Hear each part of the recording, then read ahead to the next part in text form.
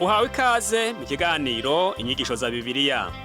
Muri iki kiganiro tugenda turaba ibice vy'ivyanditswe muri Bibiliya yera ijambo ry'Imana, tukarimbura insiguro yavyo. Ni ikiganiro gitanga inyigisho z'ivyanditswe vyera mu kiringo c'imyaka 5. Inyuma y'icigwa turaguha inomero woturonderako igihe wogira ico ugomba guterera canke kubaza. Kaze twumvirize kandi twigishwe.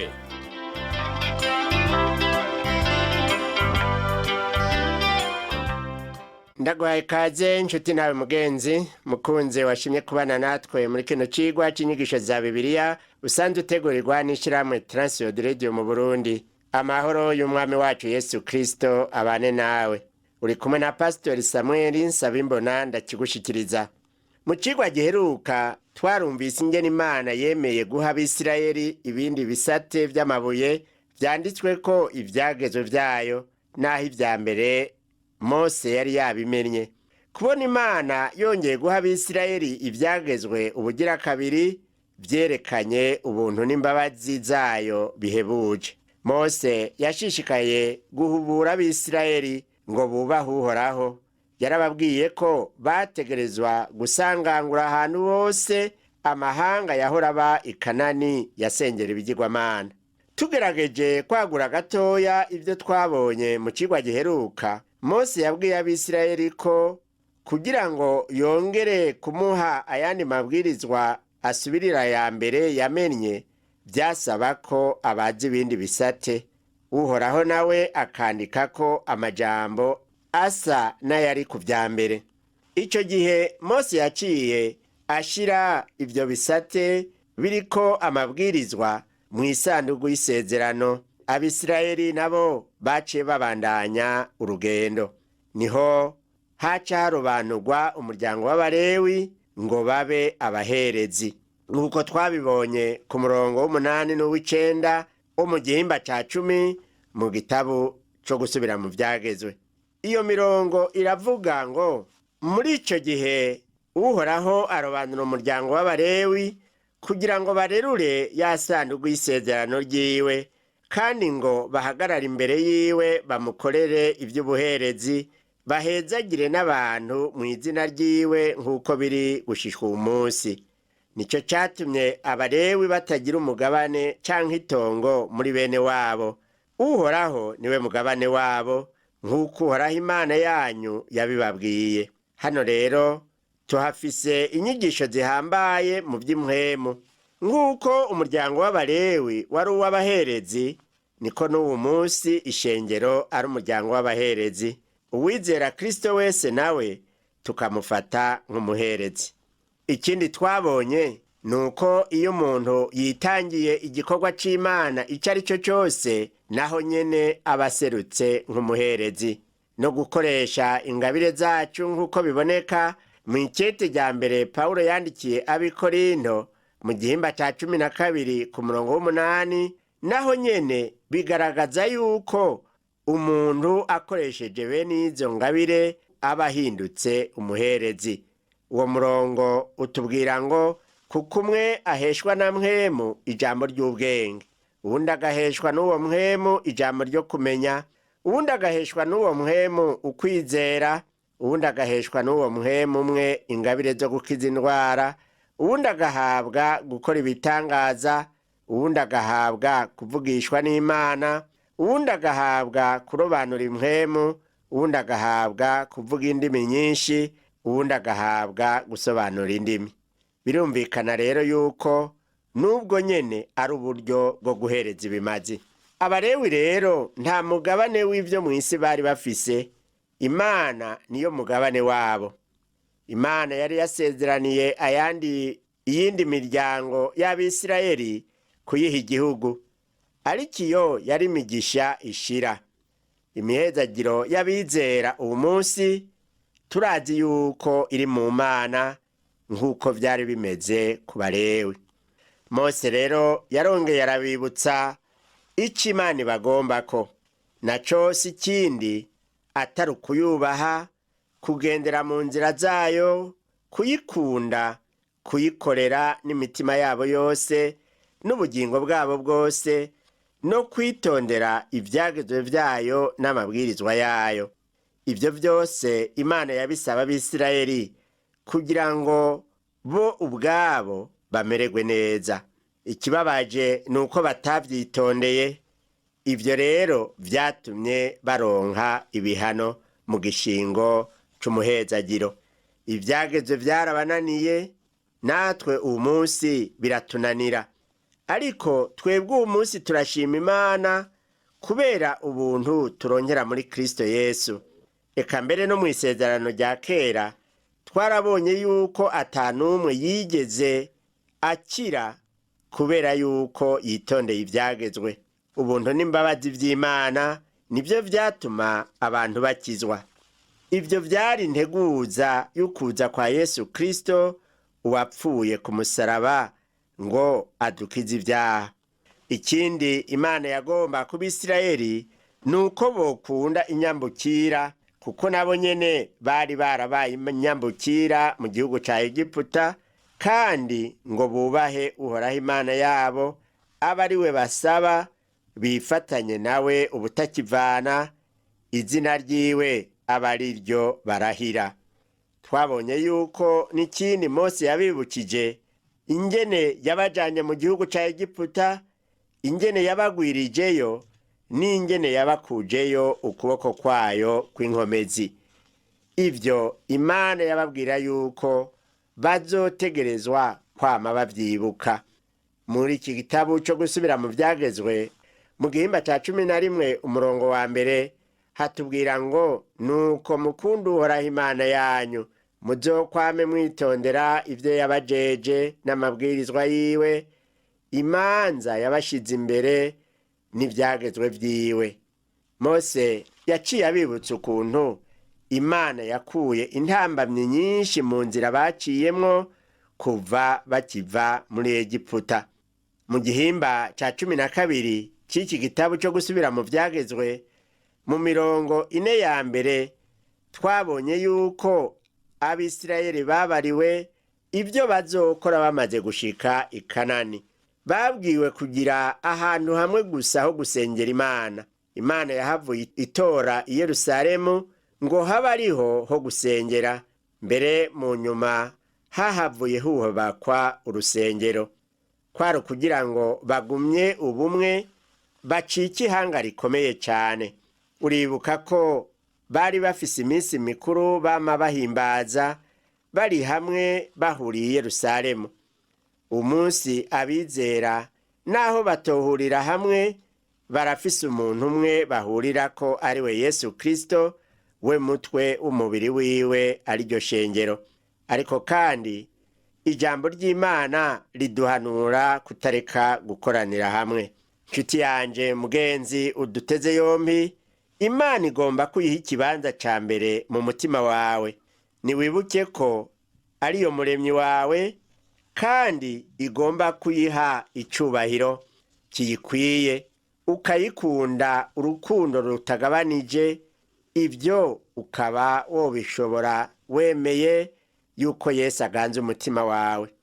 Umunsi mu cigwa cuno munsi turabona ukuntu Abisirayeli babwiwe kwirinda uburyo bwose ngo ntibiyanduze, kandi baragabishijwe ngo biyubare ntihagire uwuvugishwa yohava abata mu rudubi. Mose rero amaze kubwira Abisirayeli ngo baze basangangure aho hasengerwa ibigirwamana vy'Abanyakanani, yarashishikaye arabahanura. Uyu munsi icigwa cacu tugifatira ku majambo ari muri iki gitabo co gusubira mu vyagezwe, igihimba ca 12, turahera ku murongo wa 5 tugeze mu gihimba ca 13 umurongo wa 17. Dusome rero umurongo wa 5 wo mu gihimba ca 12, twumve ico Mose yabwiye Abisirayeli. Havuga ngo, ariko ahantu Uhoraho Imana yanyu azotoranya mu miryango yanyu yose ngo ahashire izina ryiwe, aho hantu hinyene azogerera muzoba ariho muzohora muja kumuronderera, aho muba ariho muzoja. Abisirayeli n'igihe i Yerusalemu hatari bwatoranywe bategerezwa guhurira ahantu hamwe gusa akaba ariho basengera. Bari bafise ahantu hamwe ho guherereza ibimazi no gutangira amashikanwa n'ibigiracumi. Aho nyene niho baca basangirira imbere y'Uhoraho ibyo bazanye. Ku murongo wa 15 n'uwa 16 dusoma ngo, mugabo mushobora kuzobaga izo mwirira mu ngo zanyu zose uko mugomba kose, nk'uko Uhoraho Imana yanyu azoba bahaye umugisha. Abazoba basanzwe bahumanye n'abadahumanye bashobora kuziryako nk'iz'ingeregere n'impongo. Mugabo ntimuzorye ubuseri, muzoreka amaraso aseseke hasi nk'amazi.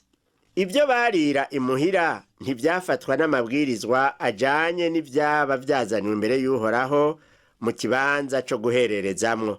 Ariko nibirigwa aho imuhira ntikwari ugupfa kuyorora gusa. Hari ibyo bategerezwa kwitondera, hari bitaribwa. Ico bagumye bibutswa kwari ukwirinda ngo ntibarye amaraso. Turasoma ku murongo wa 21 kubandanya kugeza kwa 25 ngo, ahantu Uhoraho Imana yanyu azoba yatoranije ngo ashire izina ryiwe, nihagira uwo habera kure muri mwebwe, ashobora kubaga mu busho bwiwe canke mu mukuku wiwe mu vy'Uhoraho yamuhaye, nk'uko nabageze, azirire iwe nk'uko agomba kose, azirye nk'uko barya iz'ingeregere n'impongo. Abazoba bahumanye n'abadahumanye bashobora kuzirya atatandukaniro. Mugabo muzokwirinde ntimurye ubuseri, kuko amaraso ariyo bugingo. Ntimukarye inyama zikirimwo ubugingo bwazo, nuko ubuseri ntimukaburye. Muzoreke amaraso aseseke hasi nk'amazi. Ntimukaburye kugira ngo mube mu vyiza mwe n'abana banyu bazovuka hanyuma, kuko muzoba mukoze ivy'Uhoraho abona ko bitunganye. Igihimba ca 17 c'igitabo c'Abalewi twabonye ko Abisirayeli babwiwe ko iyo bakereye ishuri canke umwagazi bategerezwa kubijana ku muryango w'ihema ry'ibonaniro kugira ngo umuherezi asuke amaraso ku ruhimbi yongere ahereze Imana ibinure. Bamaze gushika mu gihugu c'isezerano naho birumvikana ko baba kure na kure. Ntibari gushobora kuza baraza i Yerusalemu bose mu kubaga ibitungwa vyabo. Imana yarabemereye ko bobibagira iyo bari hose, ariko bakirinda ntibarya amaraso. Amaraso n'ubugingo, kandi nico gituma ijambo ry'Imana riha agaciro gahambaye amaraso ya Yesu Kristo. Hano ku murongo wa 29 kugeza kwa 31 Abisirayeli babwiwe ko batohava bigana uko ayo yandi mahanga yasenga. Haravuga ngo, Uhoraho Imana yanyu niyamara kurandura ya mahanga imbere yanyu, ayo mugiye kwinjira igihugu cayo mukacegukira mukakibamwo, nibaherengetera imbere yanyu, muze mwirinde kugwa mu mutego ngo mubigane, mugatohoza ivy'imana zabo, mukabaza uko ya mahanga yagenza mu gusaba imana zabo, kugira ngo namwe mugire mutyo. Ntimuzosenga Uhoraho Imana yanyu ubwo buryo bwabo, kuko ikintu cose c'ubuyobe imbere y'Uhoraho ico yankurunuka arico basabisha imana zabo. Mbere n'abahungu babo n'abakobwa babo babaturirira izo mana zabo bakaba ibimazi. Abisirayeli bagumye babwirwa kweshi ko bategerezwa kurandura ayo mahanga kugira ngo ntibahave bishushanya nayo. Abayo mahanga basenga za Bayali n'ibindi bigirwamana vyinshi. Hari n'ikigirwamana bahereza abana babo. Vyari ibintu vy'ubuyobe vyababaje Imana cane. Ku murongo wa 32 Imana yongera kubagabisha ngo ntibazoyihemukire. Uwo murongo uvuga ngo ico ndabageze cose muze mucitondere mugishitse, ntimuzogire ico mwongerako canke ngo mukigabanyeko.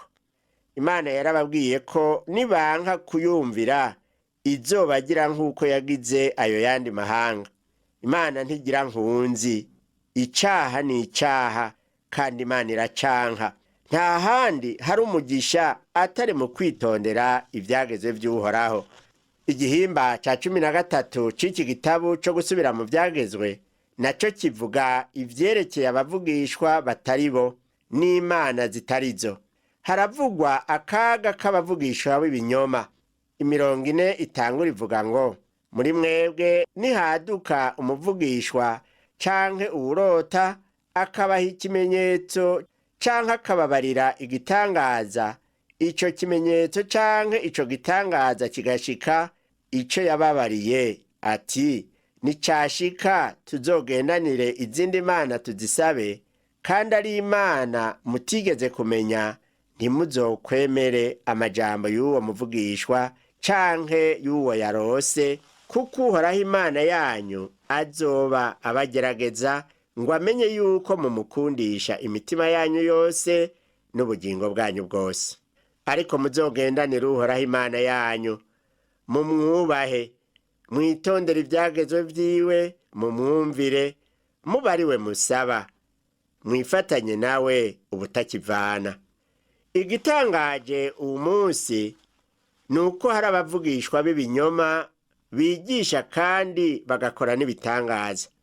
Naho ivyo vyoshika, twokwibuka ko ijambo ry'Imana ryemeza ko hazoza bigira abavugishwa n'Imana kandi bakazokora n'ibitangaza. Ariko ngo ntituze tubemere nibaza bahakana ivyo abakristo bizera. Reka turabe urubanza rw'abavugishwa b'ibinyoma nk'uko tubisoma ku murongo wa 5. Havuga ngo kandi uwo muvugishwa canke uwo yarose bazomwice, kuko azoba avuze ibibatera kugarariza Uhoraho Imana yanyu n'ivyo kubakura mu nzira Uhoraho Imana yanyu yabarangiye ngo muyicemwo, kandi ari we yabakuye mu gihugu ca Egiputa akabagobotora akabakura mu nzu y'ubuja. Uko muzobe ariko mukura ikibi hagati muri mwebwe. Uvugishwa w'ibinyoma yategerezwa kwicwa akarandurwa. Uwo yasa n'indwara ya kansere idakira. Aho yadutse ku mubiri w'umuntu barahacacura kugira ngo uwo mubiri ukire. Imana yagomba ko mu Bisirayeli harandurwa ico cose cobabuza kuguma bayizera no kuyubaha.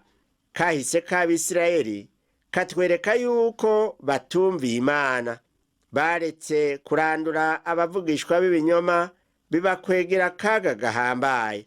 Uwogomba kumenya ukuntu ivyo vyabaye ubuyobe ku bantu b'Imana yosoma inkuru za Ahabu na Yezebeli mu gitabu ca mbere c'Abami mu gihimba ca 16.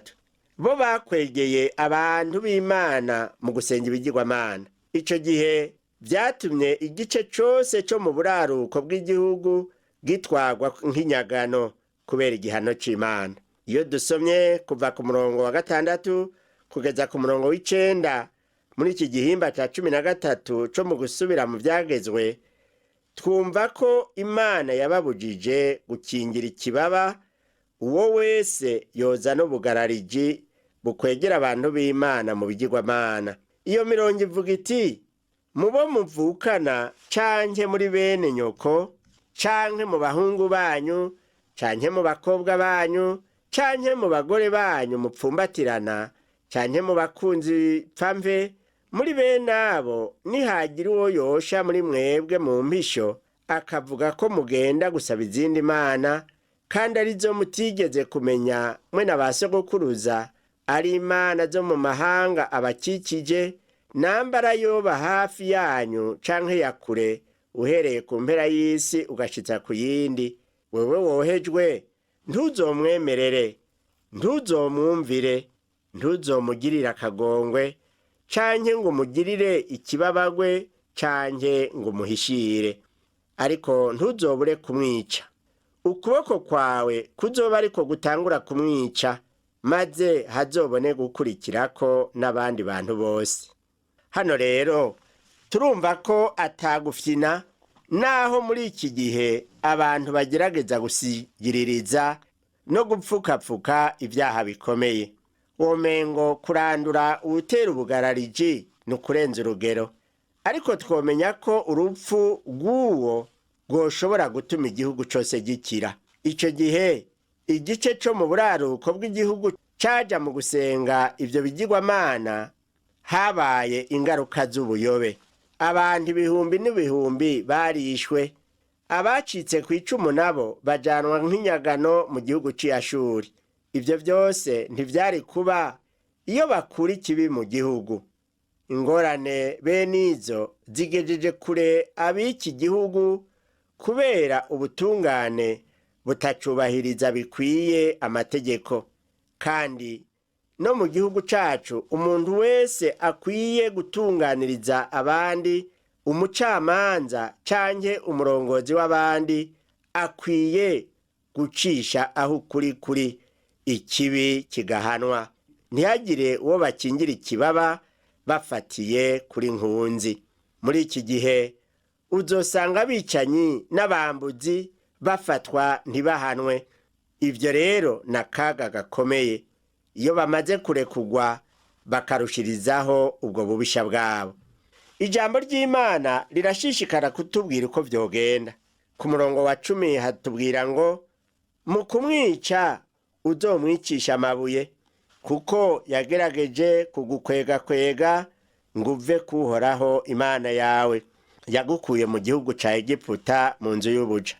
Imana yashinze ko umuntu nk'uwo arandurwa, kuko yoyo ibona ingaruka zo guhishira umugarariji. Ugukingira ikibaba abanyabyaha ni ukunyuranya n'ijambo ry'Imana. Reka twumve ico ijambo ry'Imana rivuga ku murongo wa 11 ngo, Abisirayeli bose bazovyumva batinye, ntibazokongera gukorera ikibi kingana gityo hagati muri mwebwe. Umunsi mu bisagara vyinshi vyo mu bihugu biteye imbere bisigaye biteye ubwoba kugendagenda mw'ibarabara, kubera ko inkozi z'ikibi ataco zitinya. Mu mirongo ikurikira yo muri iki gitabu cyo gusubira mu vyagezwe mu gihimba ca 13, Abisirayeli babwiwe kuririkisha inkota ibisagara babona neza ko vyadutsemwo ubugarariji, ariko bategerezwa kubanza gutohoza neza kugira ngo ntibazosange bahurudutse mu kurandura abo bantu. Reka rero dusome umurongo wa 12 kugeza ku wa 16. Haratubwira ngo, nimwaramuka mwumvise inkuru mu gisagara kimwe mu vy'Uhoraho Imana yanyu agiye kuzobaha ngo mubibemwo, bavuga bati, hadutse inkozi z'ibibi muri mwebwe, ziriko zirakwegakwega abo mu gisagara cazo ziti, ingo tugende dusabe izindi mana, kandi arizo mutigeze kumenya, muzobibariritse. Mubicishe agace, mubitohoze mushirutse umwete. Maze nimwasanga ari ivy'ukuri atamazinda yuko ubuyobe bungana butyo bukorerwa hagati muri mwebwe, ntimuzobure kwicisha inkota ababa muri ico gisagara, mugitikizanye n'ibirimwo vyose, mwicisha inkota amasho yaho, kandi mukoranye ivyasahuwe vyose vyo muri co, mubirunde mu kibuga caho, mubiturire ico gisagara c'ivyasahuwe vyaco vyose, bibe nk'ikimazi co guturirwa cose, gishikanirwe Uhoraho Imana yanyu. Ico gisagara kizohinduke ikirundo c'ivyasambuwe ibihe vyose, ntikizosubire kubakwa namba. Ivy'igisagara kimaze guhumana, Imana mu gukuraho umuvumo yarakirandura, kandi ntihabura abagwa mu mporero. Igisagara nk'ico n'ibirimwo vyose vyararandurwa kuko vyaba vyanduye. Umurongo wa 17 hatubwira ngo, muhirahire ntihazogira ikintu na kimwe muri ivyo biziririjwe muzokoza ku kuboko, kugira ngo uhoraho abone kwigarura, areke ishavu ryiwe rikaze, abagirire imbabazi n'ikigongwe, abagwize nk'uko yarahiye ba sogokuruza banyu ko azobikora. Nshuti yanje mugenzi uriko uranyumviriza, Imana yacu ni Imana ipfuha. Ntigomba ko uyibangikanya n'ikigirwamana kugira ngo igume ikunezerererwa. Niwirinde rero gukora ku kigirwamana icyo ari cyo cyose, ugume uyigororokeye. Reka turangirize hano icigwa cyacu cyo kuri uno munsi. Tuzosubira mu cigwa gikurikira, aho tuzorabira hamwe ibyo Abisirayeli bari bemerewe kurya n'ibyo batari bemerewe. Tuze twongere twige ku by'umwaka witwa uw'isabato. Reka rero turangize dusenga. Mana Data wa twese uri mu ijuru, ewe uhoraho Imana y'Abisirayeli, Imana y'abizera bose, ndagukengurukiye yuko wabanye n'Abisirayeli ukabarongoza ijambo ryawe n'ibyagezwe byawe. Kuvyitondera byari kubazanira umugisha, kutavyitondera naho byabazanira umuvumo. Ndakwinginze Mana, ubu muntu yakurikiye kino cigwa amenye yuko hariho umugisha turonkera mu nzira imwe gusa yo kwakira Kristo Yesu nk'umwami n'umukiza mu bugingo bwacu, akadukura mu byaha. Umuhe guhitamo neza, yakire Yesu mu bugingo bwiwe, ahinduke umwana wawe, azoraganwe na Kristo ubugingo budashira. Ndabisabye mu izina rya Yesu Kristo umwami wacu, amen. Cigwa cacu cyo kuri uno munsi kigarukiye ngaha, naho ubutaha umwami wacu Yesu Kristo aguhezagire.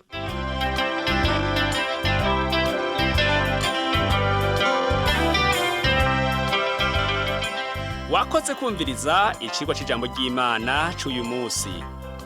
Ushobora kumviriza n'ibindi biganiro by'inyigisho za Bibiliya canke ukabikwega kuri uru rubuga rwa interinete rukurikira: http utuburungu tubiri uturongo tubiri duhengetse ttb akaburungu twr org. Ushobora kumviriza ikiganiro cyo muri indwi canke ugafyonda ahanditswe ngo rondera ukurikije itariki kugira ngo wumvirize ikiganiro camaze kurengana. Ushobora no gufyonda ahanditswe ngo rondera ukurikije ibyanditswe kugira ngo wumve ibiri muri ico gice cy'ibyanditswe byera ugomba. Ufise ico wunganira canke ubaza, twandikire. Email ni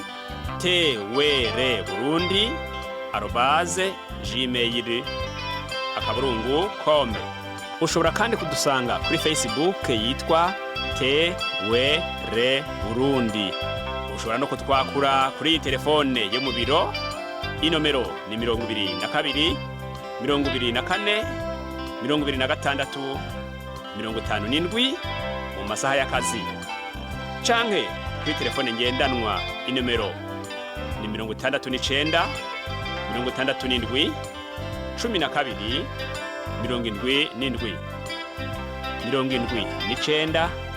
79 74 19 93. Dusanga kandi kuri WhatsApp, nimero ni 79 38 71 99. Yesu aguhezagire.